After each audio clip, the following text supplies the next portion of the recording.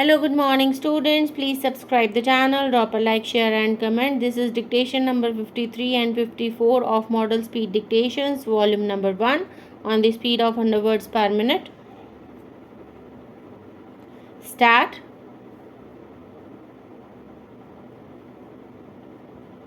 Sir, we hear so many things about the income tax raids that are going on in all parts of the country, but we do not hear anything about the black marketing ordinances or the essential commodities ordinance, both of which have been passed into acts and are now statutes having received the presidential assent also. How many state governments have arrested black marketeers under that act and proceeded against them? How many state governments have arrested the people who hoard the essential commodities and taken action against them? And what has the center done about this? I would appeal that the center should take effective steps to see that the essential commodities, particularly food grains, pulses, sugar, oil, are really controlled. The public distribution system should be strengthened throughout the country so that at least 70% of our brothers and sisters who are reported to be living below the poverty line can have a meal a day at a controlled price. In this connection, I am sure the finance minister is applying his mind and he will come forward with some measures. Sir, I have got an important matter to mention. I thought the Honorable Minister would be there, but I am sure the State Minister will convey it to him. The Business Standard of May 4 contains a statement about inflation, and it says that the planners are worried about the economy. I do not know who are the master brains of the Planning Commission who have given this report or whether the report is baseless. Perhaps the minister will be able to reply to it a little later. Another thing that I would like to say is that we have not tried to discuss in this house the plan document, which is a very momentous and weighty thing and which concerns the entire country. I feel that the plan should not only be made available to members of parliament, of course, it is available in the library. It should be circulated and discussed. It is not enough if it is discussed in the National Development Council. It is a big and so momentous a thing that we as representatives of the people and of the states should also have an opportunity to say something on it and discuss it. Then, sir, I have something to say about cement, which is in acute short supply. Honorable members have referred to cement being available in the black market at rupees 120 a bag. There is something radically wrong with the cement policy. I can give you one example. Regarding the pricing structure for cement, cement companies which may have their clinkers under the rational forward direction are alone given subsidy. In these days, when cement is produced in one state and exported to another state, There must be something done to control this cement effectively, and this sort of rational forward direction must be removed.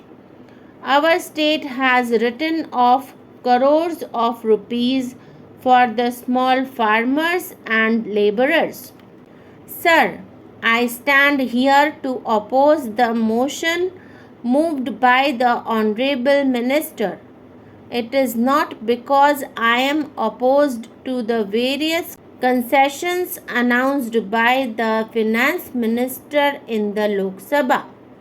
Many of the concessions are welcome and many of the proposals in the finance bill are also welcome, particularly those which relate to the reliefs to be given to the common people.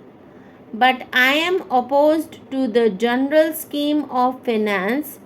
I am opposed to the basic concept of finance, and I am opposed to the general trends in the financial policy of the government as revealed in the finance bill. Sir, I will explain my position by referring to the general economic situation. It was after some stagnation in the economy spreading over a number of years that the recent growth has taken place last year and the situation has improved.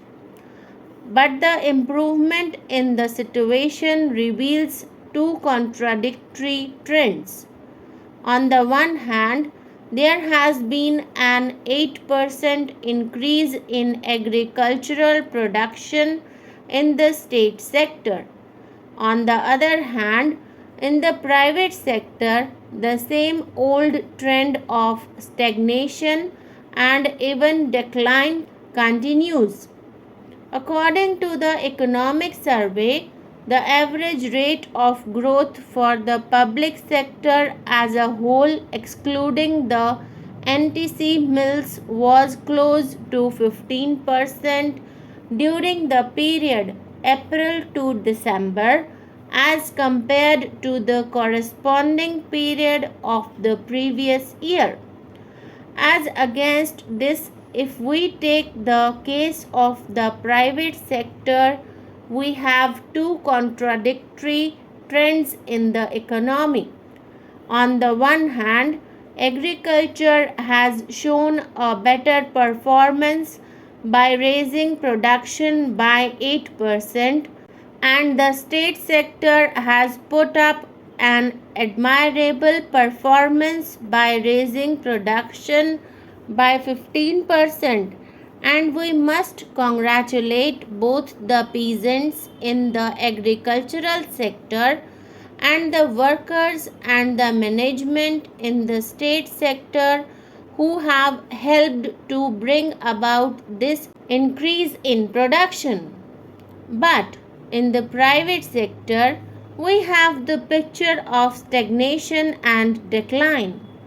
Now, if this is the situation of our economy, the finance bill should contain proposals to reward the peasantry and the working class and the management of the state sector, and to punish or at least to discipline the captains of industry in the private sector. Unfortunately, the finance minister does just the opposite. In the finance bill, as placed before Parliament, a number of concessions have been granted to the big monopoly houses of the private sector. Firstly, in the case of income tax, the maximum rate has been slashed down from 77% to 66%, and when we examine the various slabs, we find the peculiar policy of the government. For example, The reduction in tax on incomes of 1 lakh is 11%, but the reduction in tax on incomes above rupees 10 lakhs is 19%. So, the higher the income, the greater the reduction. I do not know what is the philosophy of the finance minister.